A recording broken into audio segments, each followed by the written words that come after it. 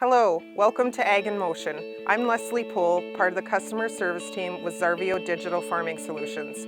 We're a proud sponsor of today's show, and if you're looking for advanced crop production solutions, check out our Field Manager's session. Hope to see you there.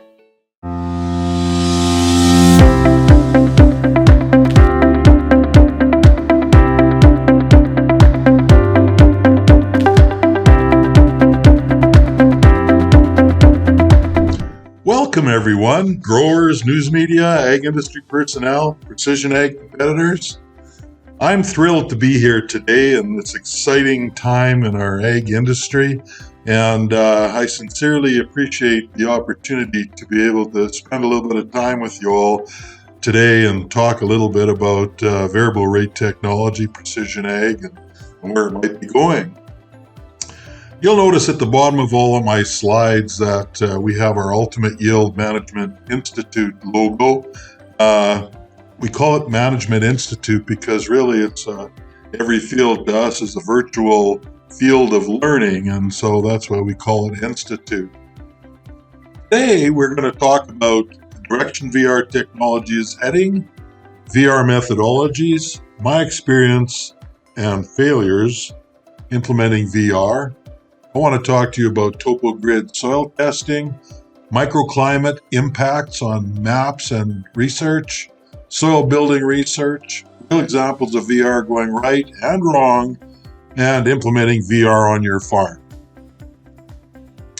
If you've joined today's presentation wondering how Dennis is going to make a case as to why his maps are better than other maps, well, you're going to be disappointed.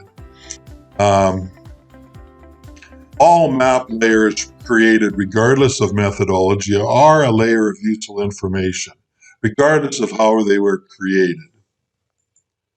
All too often, when growers are deciding on who can help them implement variable rate, the conversation naturally shifts to why they should spend money on your maps and why they might be better than the other guy's maps.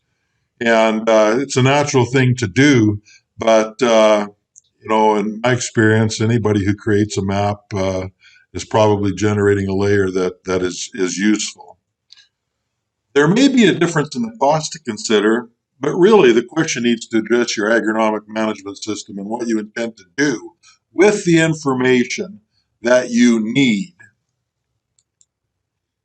Maps should be a complement to good agronomy system, not a substitute for a poor one. What does a perfect system look like, or what eventually do I think VR will look like in the future? Well, the goal is to ensure that every plant has, keep in mind, sufficient water, nutrition, soil structure, complemented with good management to sustain it. It's interesting that Ag Canada on their website talks about what's the primary risk associated with variable rate nutrient application. Well, determining nutrient requirement is challenging. Rainfall, temperature, pests, and soil conditions are all forecasted and they're an assumed set of conditions when we look at writing a prescription. But all too often, crop responses to nutrient additions are different depending on the year. This can impact the success of nutrient application, regardless if it is applied at a uniform rate or as a variable rate. So really what we're saying is it precision ag or maybe just more accurate ag, since we do have assumptions in there. I want to talk a little bit about Liebig's law of the minimum. Many of you have seen this barrel, but essentially speaking, yield is maximized to the lowest rung in the ladder. In other words, the most limiting factor in your field is going to be is what's going to limit your yield. At Ultimate Yield, we look at foundation agronomy, the 6 factors that predict yield. And I come from a standpoint of view where our law of the minimum is not just nutrient, but in fact, the other factors. And a more holistic approach than just focusing on nutrient management is the approach I feel is necessary to implement an overall farm management program, soil and precision ag being just one small piece of of an overall farm production system. So I don't think we ever want to forget that there are many underlying impacts of your management that will affect your yield and actually affect the results of a precision ag program. When we look at every plant, and ultimately, I guess you could say that in the future, maybe we're going to end up, ideally, if we could soil test the soil where every plant exists, our goal would be to ensure that every plant has access to all the nutrients at its roots when it needs it, right time, right form, right place. Really, that's the ultimate goal of at least the nutrition portion of variable rates. So I don't ever want to lose sight of that.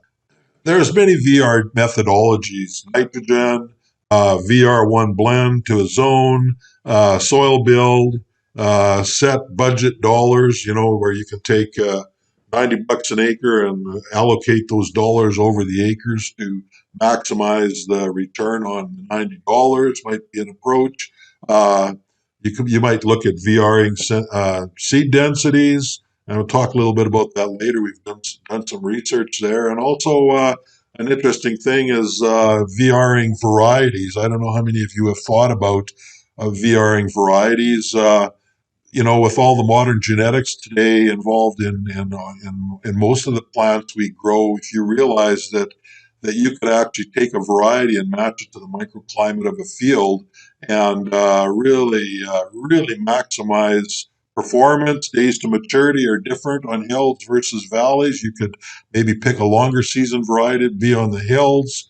All kinds of things we can do with varieties. I might mention that back in 1996, I converted a Morris air drill along with soil action, and we actually did three varieties of wheat on this field. And actually, what we did was we put Columbus wheat, which is a longer maturing variety, on the hills. And actually, Columbus was known to be quite a drought tolerant variety. We put Katepua wheat on the lime green and yellow areas, which was a little higher yielding and it kind of matched that type of soil zone. And in the green areas, we actually put a variety of wheat called Laura, which was the highest yielding wheat in the 90s. And it was a bearded varieties. My neighbors thought I had lost my mind because when the field came up out of the ground, we had bearded varieties in the green areas and non-bearded varieties on the rest of the field. It was quite a thing.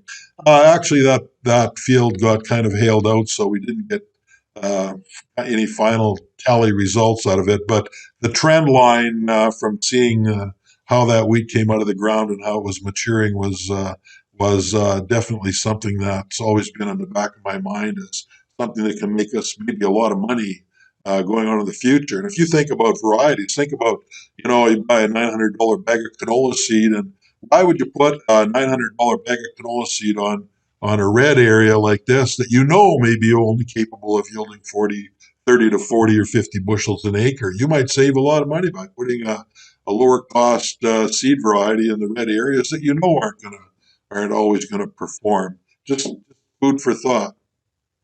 Actually, when you look at holistically at when we take a variability map on a field, ideally what we're really trying to do when we VR is turn the field all green. In other words, in an ideal world, and I realize it's not necessarily what would ever happen, but our ideal goal would be to have every area of the field yield the same by modifying the nutrient and water holding capabilities so that every area of the field was maximized. Really, what we're talking about is getting your best return on investment from each zone in the field, and we don't want to forget that. Today, I want to talk about how I went about learning and what I have learned with VR over the years. I want to go back to in 2001, we launched a sales campaign, and many of you may have seen us at a show where we said we could map Western Canada one field at a time using what we deemed are called topo grid analyses. We actually would go in and soil test every 2 acres on a field. And here's an example of what I call a topo grid.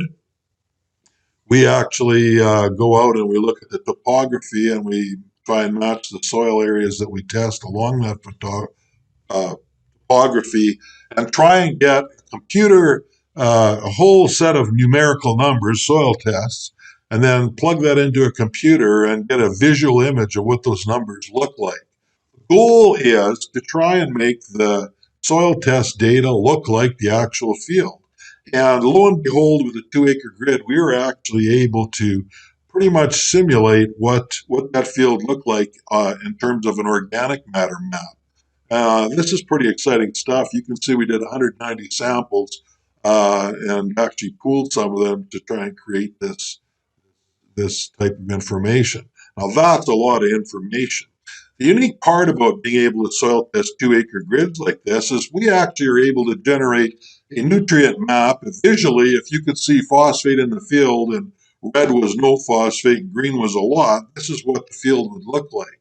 And so on, zinc, copper, iron, soil pH, calcium, you name it, we're able to get this information. Well, we ended up with a binder full of maps, and probably in those days about a $30 an acre bill. But we had a lot of information, and actually what we learned was all that information was fun to look at, but some of it wasn't as usable as we might have liked for the cost of what we were spending. But what we did learn was that we had some serious low-hanging fruit to work with, and that was phosphorus, zinc, and copper on this field. So what we're able to do then is write a prescription and say, okay, whenever the phosphate's greater than 20 parts per million, let's add crop removal. Whenever the phosphate is a little on the low side, let's add crop removal and another 10 pounds to soil build. And when phos was really low, we could add crop removal and maybe as much as 20 pounds.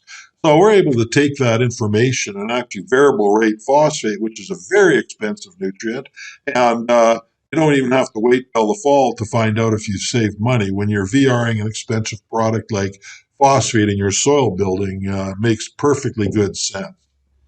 Here we have the phosphate map generated in 96, I believe, and here's the 1251 phosphate as applied map. In other words, what we did was here's a phosphate deficient area. We're able to write our equation and start soil building the phosphate.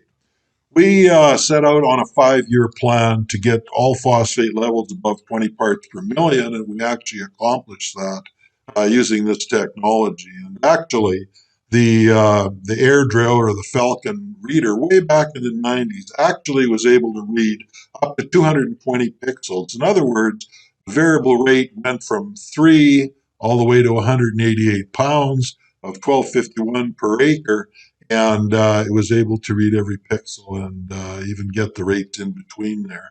So the technology worked very well, and back then Morris actually donated an air drill for us to do this research with, and so it's pretty cool to work with Morris and Soil Election Ag Chem Equipment Company to actually implement this technology. And here we have on the left a zinc map from TopoGrid. Here we have severe zinc deficiency, and on the right we have the as applied map where we are soil building or correcting the zinc. Something was missing. What was missing was the microenvironment. We did a good job of physical and chemical analysis of the soil, but we really weren't accounting for the microenvironment on a field. And I found this article here that talks a little bit about microenvironment in a field, and actually soil available water is influenced by landscape and aspect was done by Hannah, Harlan, and Lewis, actually in Nebraska in the early 80s. And what they found was that when you look at the summit of a slope, the shoulder, the back slope, and the foot slope, that there were serious differences, not only in slope, in water at slope position, but also depending on which direction the slope faced. So what they found was east, north, and south facing slopes were all behaving differently with the water holding capability. And the main thing is that the soil on this field was all very similar, which is why they picked this field. So what was their conclusion? Well, look at this. 20% more water was available in the soil of a north-facing slope than in soils on the south-facing slope. And of course, the east-facing slopes in that area were actually the driest throughout the growing season, and that might have been due to the prevailing east winds that they get there. So pretty cool microenvironment data. So how can we take a soil physical and characteristic type map that we generated with a topo grid and did a great job of on this field here? We did what's called a 5-acre topo grid. And the test here was to see if we could do 5-acre topo grids, reducing the cost of the soil test and still get an accurate map. Well, lo and behold, what we discovered was the yield potential maps. NDVI images. And so we were able to take our 5-acre grid here and compare it to a normalized differential vegetative index map over here on the right. And you can see that where this purple square is, we've got a high yield zone in here. Well, when we look over on the soil characteristic chemical and physical map, we find that the organic matter is quite low in this area, but yet right here we're still getting high yield. So that is an exact reflection of that data where we're talking about microenvironment. Yeah, we got lower organic matter, but it's still performing well. So we got to be cognizant of the fact that that a microenvironment can change our maps, and I'm excited to say that there was also a very strong correlation between our soil physical and characteristics of the map. Between here's an NDVI low spot, and here's a low spot here showed up. And over here we have an eroded area, northwest facing slope that eroded in the 30s, and of course it's still showing up on the NDVI. So we have a great combination of information here, and lo and behold, we actually see that slope positions and microenvironment are reflected in an NDVI. Well, I like to say that an NDVI image is really like looking into a mirror. And believe it or not, it's an exact image of what you look like on that day. And I know some days you get up after maybe a late night and you wonder, oh my goodness. But like it or not, a picture's worth 1,000 words. Any NDVI image is a true reflection of what you looked like that day or what your field looked like that day. So that's a pretty valuable information. And we can say, well, why does it look like that on that given day? So it was an amazing discovery because NDVIs were lower cost in doing all the soil tests, and we actually found a pretty strong correlation that this was a very valuable tool.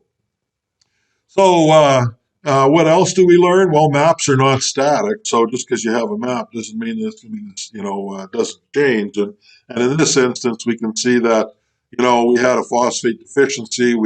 We soil built it here over a 5-year period, and at the end of the period, and this is going back from '96 all the way to today, the soil building of FOSS program on this field. Actually, look here. Now we have an NDVI that's showing a great yield response to soil building phosphate. And why would I look at soil building phosphate?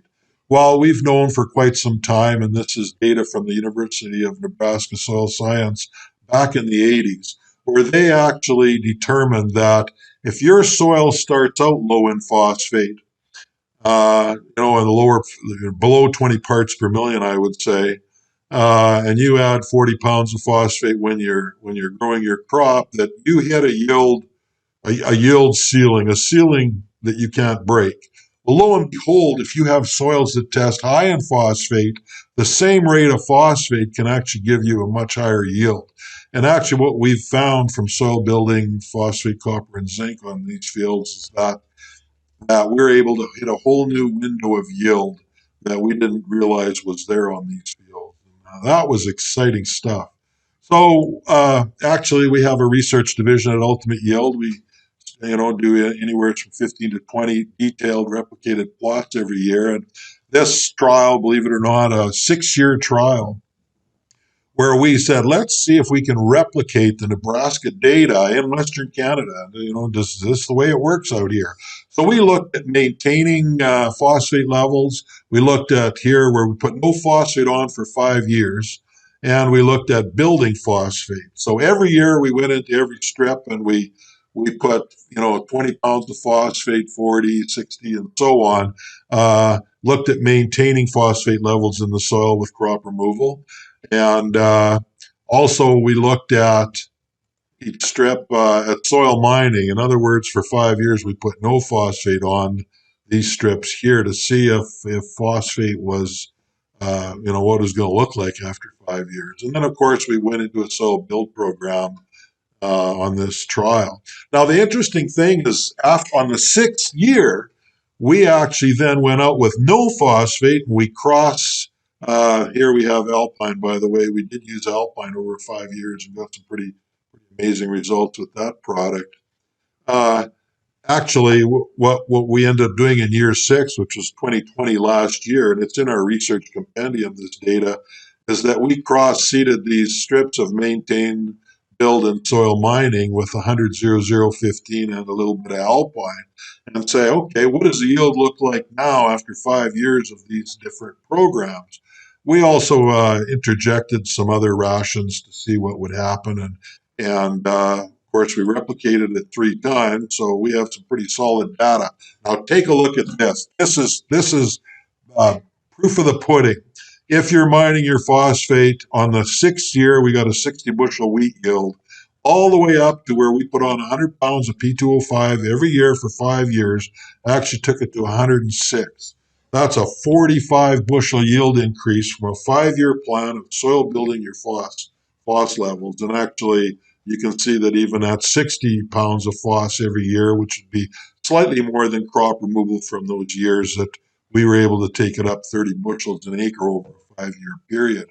That was really exciting for us to see, and that we could replicate what Nebraska said was true. And so here's the ultimate yield research showing that if your soil's pretty much 15 below 20, I would say that you're in this yield corridor on your field, and you can actually improve the productivity of all your overall field if you can get it up to 25 parts per million. You can just see here the rate of side banded phosphate on soils that have good residual levels. That's pretty exciting stuff if you're going to look at a really good VR program.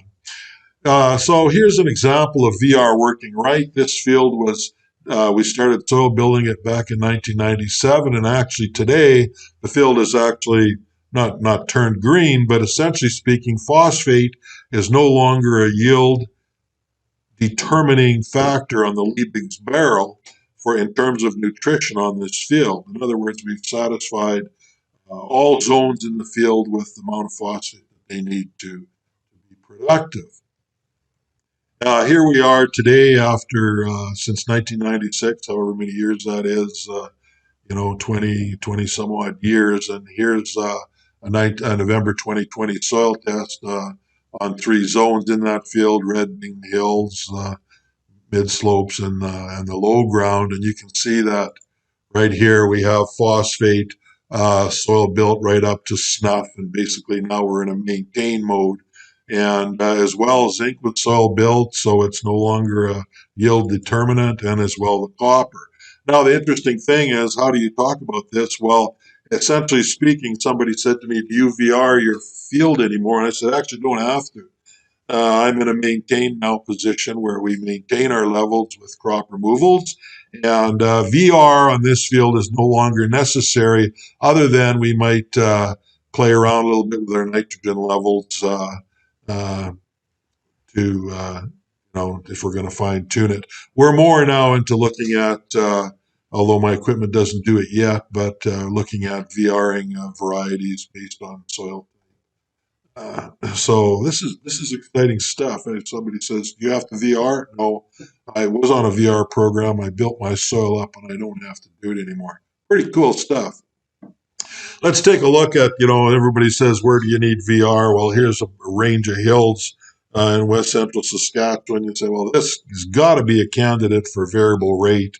And we actually ran into a grower where that we discovered his VR program wasn't working at all. And this grower was basically wanting to VR because it was a techie thing to do. And for the last 5-6 years, he's been variable rating nitrogen, not paying attention to the foundation agronomy of the farm. And actually, we can see here that these zones maybe been putting on nitrogen at the right rate, but now we've got a serious problem with phosphate levels, zone 1 and 2 on this field, and so it needs to be relooked at. Also, if you look here, VRing nitrogen without adequate zinc is probably a mistake. And so, if we're not paying attention to the agronomy and what we're actually doing, here's an example of a complete waste of money, in my opinion, on VR, where the grower has been disappointed in its program, and we just started working with these people now, and we're going to first of all apply foundation agronomy and get this field back up to snuff where it needs to be. Interesting stuff. So here's an example where VR was, kind of not working too well. So I always go back to the the six categories that predict yield. And if we can score high in every one of these categories, we can use VR as a complement to the good management of these categories. Is really what we're talking about. Because VR nutrient is really just one small piece of a big puzzle. If your agronomy isn't right, your VR will be disappointing. There's no question. And I've talked to numerous growers who have tried VR and have been disappointed. And I believe primarily disappointed because they are unwilling to change their logistics to use it properly, or their agronomy program needs some work. By the way, we kind of have a rule of thumb. If your management score is below 7 out of 10, we probably would tell you don't need the VR right now. You need to get some of these other things in order. And if you want to score your own farm management system, here's a website that we've made handy that growers can go there and score your own farm, and it might help you, start narrowing out which categories of your 6 management areas need work. Our research, ultimate yield research team, we're very proud of it. Here's our research drill. It's like a Swiss Army knife. We can do anything and everything we want to at the same time. We have here a UAN tank, 1034, dry fertilizer, seed, and hydrous ammonia. We have an alpine kit on that we can put on our furrow placement of phosphate with G22. And we want to put some zinc in there. We can inject zinc in there. We can put inoculant on. This is an exciting drill and allows us to do some pretty cool research. So I want to show you a little bit, or talk a little bit about the VR types, the potential yield increases versus flat. And I'll show you some of our research later. What kind of savings you might expect and what the logistics mean of that type. Well, a lot of people we talk to that do VR say, well, I VR my nitrogen. And I would say that your potential yield increase from VRing nitrogen is what I would deem as low, probably 0 to 5%.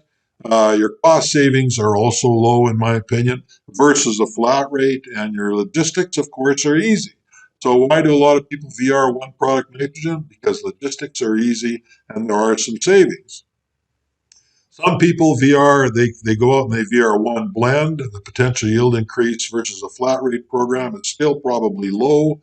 Potential cost savings are probably low. I mean, there are savings, but they're what I would deem as on the lower side of what a thing might look like.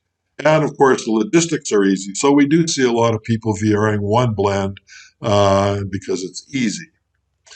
How about 3 to 4 nutrients? Well, there's less growers doing 3 to 4 nutrients, but I can tell you that from my experience, potential yield increase versus a flat rate is much higher than these other two, and your cost savings are probably in the medium range, and of course your logistics are complex. Why do less growers variable rate 3 to 4 nutrients? Because of the complexity and the logistics. How about seed densities? Some growers are starting to variable rate seed densities. The potential yield increase is probably low. Our research shows that there's increases, but the cost savings can be extremely high when you consider varying the rate of your seed to match soil type, and you actually have seed treatments that are upwards of $2 to $4 a bushel. When you save a bushel of seed, you can save a lot of money on your seed density and actually match it up to your soil type. Logistics are easy, so we're seeing more of that every day. How about seed varieties? Well, I don't know. I haven't talked to too many people that have VR seed varieties, but it makes really good sense to match the genetics to the zone type of the field. And that's probably going to be a medium return with a high potential cost savings. You consider a $900 bag of canola on most of the field, and maybe 20% of the field gets a $500 bag of canola. There's a huge cost saving involved in there. And of course, it's complex to do this. So, I believe that this is evolving and happening quite quickly. How about fungicide VRing? Well, you can have a potential yield increase from fungicide, period. And if you put it in the right spot, you're going to get a medium to high return, no question. And your cost savings are going to be high because fungicide is expensive. And then on some of the areas of the field that are lower productive and maybe not as dense, why would you put fungicide on there? And of course, it's easy to do. So we're seeing more and more people use VR fungicide all the time. How about desiccation? We've done some of this where, you take a product like Reglone and the potential yield increase is probably low to medium to maybe not at all. But the cost savings can be low to medium as well. We're using less or no Reglone on the areas of the field that may be mature, particularly with lentils and peas. Logistics easy. It's easy to do. Plug in a map and away you go. So these are some pretty cool things. How about herbicide potential yield increases? Well, there's probably no yield increase to VRing herbicide, but there could be low cost savings where you're maybe lowering your rates in some areas and so on. Logistics quite easy. I have a concern that if you're going to VR herbicide, that you stick to the label rates just for, we got to watch that we're not under applying our herbicides and adding to the resistance issue that we have with weed control. How about insecticide VR? Well, somebody said, well, I haven't seen anybody do insecticide VR. We're actually working with some technology right now in our research and going forward at getting, applying insecticide to the threshold areas of the field where you might have high flea beetle populations or worm populations based on sensors that tell you what the population of worms and or flea beetles are in a field. This could be very cool. Is the technology developed yet? No, but it's close. And we use fungicides only where they're needed and only to kill bugs where there are bugs. How about soil building? I believe that the lowest hanging fruit for many of the growers out there is to look at a soil building program, particularly with phosphate. And your yield increase, we've discovered from our topo grids, has been very high.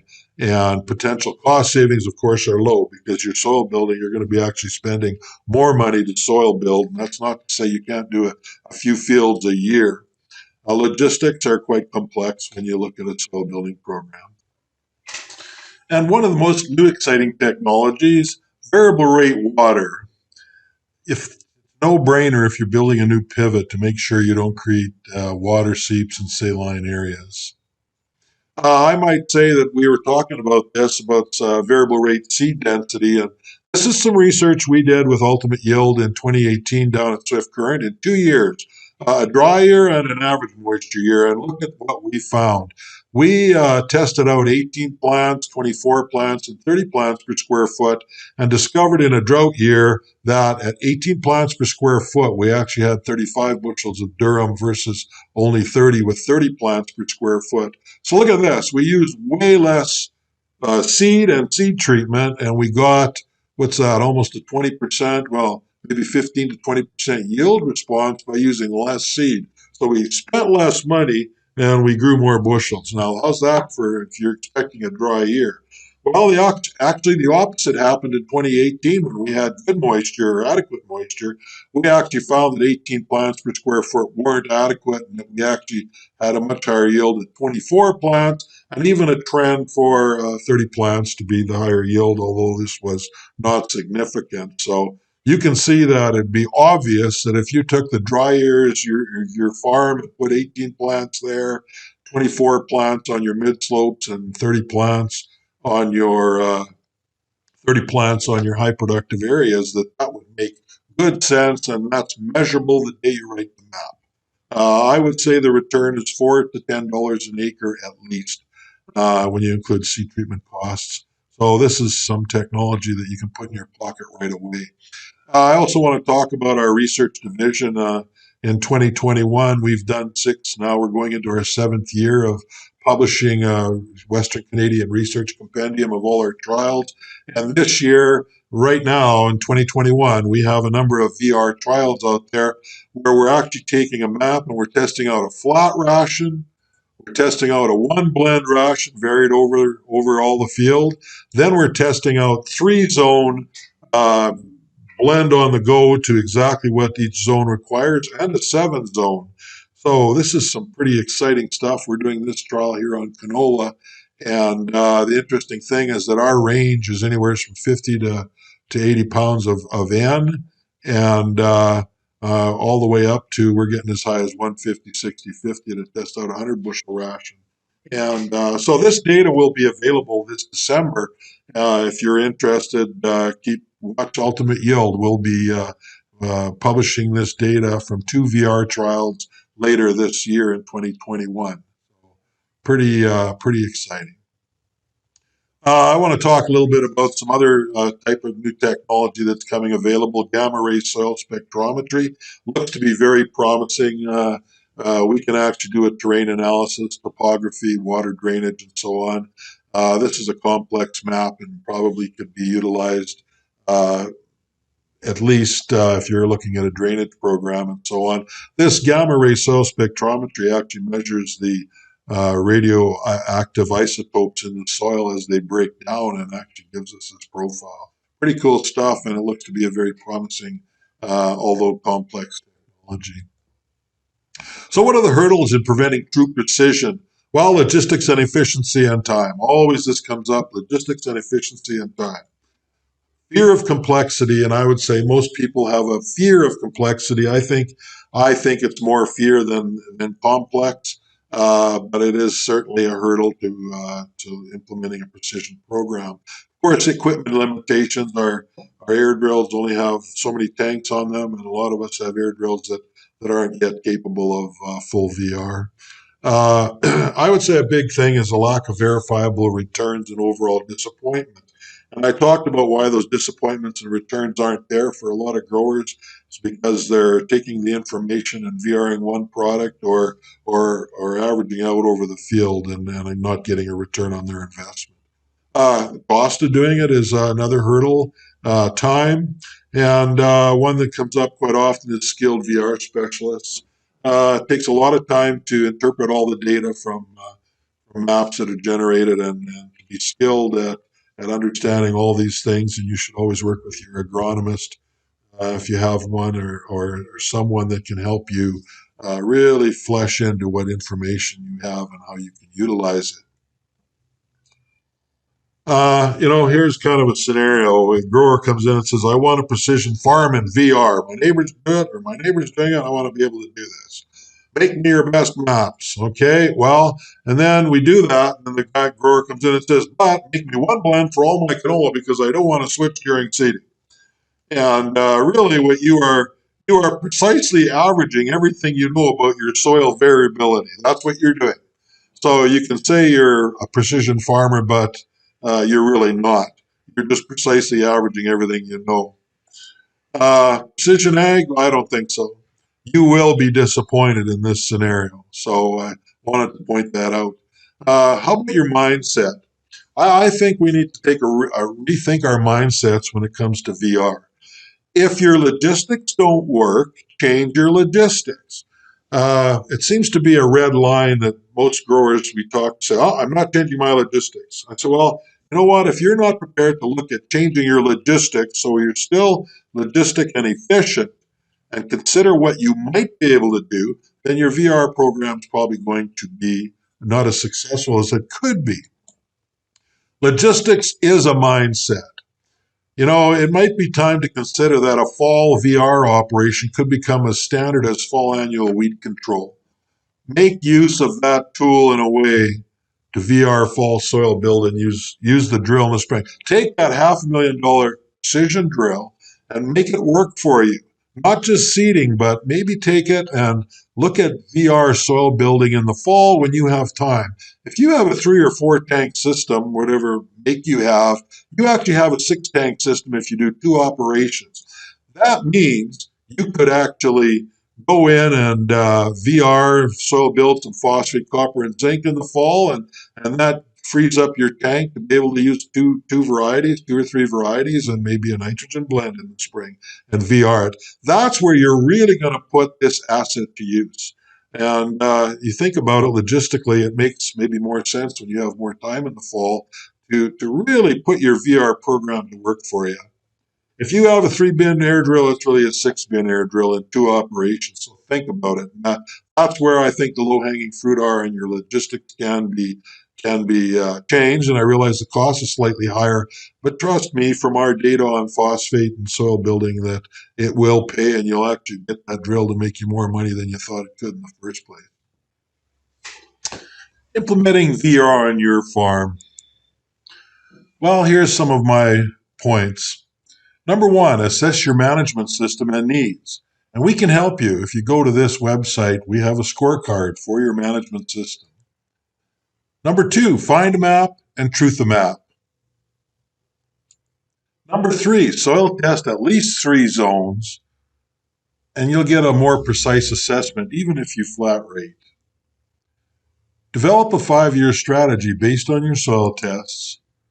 Consider correcting the problems in fall, which are most likely PK, zinc, and copper. Decide if VR can save or make you money accomplishing that. Use spring seeding to VR seed varieties, seed densities, and fertilizer. And measure and verify your yield information on how much money your VR made you every fall. We use a system called Farm Mobile, which is a seamless data transfer operation, and it really makes it easy to go back and verify your yield maps. Keep in mind that spending a lot of money for a raft of maps is great to show your neighbor, but you may not use them for logistical or reasons. Once the novelty wears off, you'll have a desk full of information you really aren't using. So to reflect back, I just talk a little bit about the ultimate yield law. The minimum template is really 6 categories that focus on yield, not just nutrient management. And if you focus on these and score high, then your VR program can be successful. Last but not least, I'd be remiss if I didn't suggest that if you think this is of more interest and you want to learn more, Ultimate Yield Management Institute has launched, we're into year 3 now, of a complete do-it-yourself manual on your own farm, where we're now signing growers up who want to start implementing. We have some in-field real case studies of your farm, of a couple of fields you would pick for the workshop, and you'll actually be able to attend our research launched in December in conjunction with this, and actually learn a lot more about how, if there's something we can help you with, provide you with some tools. You can build a network with other growers that are on this VR path, enhance your knowledge, adopt our 6-factor process, and access some of the unique tools we can help you with to implement a good program. And if you want more information, you can contact us at Certification UIMI. Well, thank you very much. I hope I was able to give you a little bit of insight and maybe change your mindset on how precision ag should be and can be implemented on your farm and still make you some money. I want to thank Glacier Farm Media and the Ag in Motion staff for inviting me to share this time with you. Everyone who attended today, thank you. And feel free to call me and ask any questions. I want to, of course, thank our Ultimate Yield team who do a lot of great work to collect data and their dedicated work to figuring all this stuff out. And of course, thank you to the industry members and competitors. We're all kind of in one boat. We're all striving to advance VR. So thank you very much. And I hope 2021 turns out to be continued success.